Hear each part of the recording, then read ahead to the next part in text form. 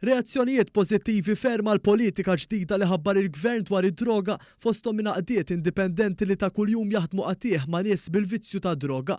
Fost dawn hemm id-direttur ta' Caritas Malta Anthony Gatt li f'kumment ma' One News innota l-enfasi li hemm fid-dokument dwar is-saħħa mentali. Di kienet mistennija ħafna, ġifieri qed nieħdu gost li wasalna dal-pass li bħala pajjiż ikun hemm direzzjoni, ġila numru ta' snin mistennija.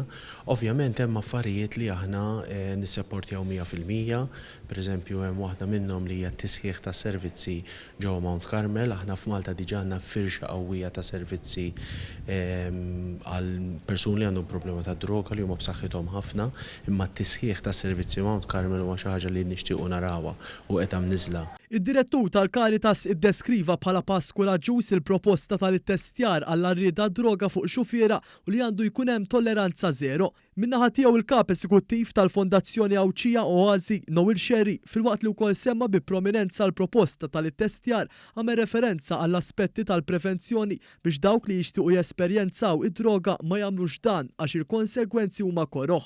Hija xi ħaġa li ġiet fi żmien opportun meta għandek tibdil fil-mod ta' kif aħna inħarsu lejn l-użu tas sustanzi meta għandek soċjetà li qed tinnormalizza l-użu ta' drogi.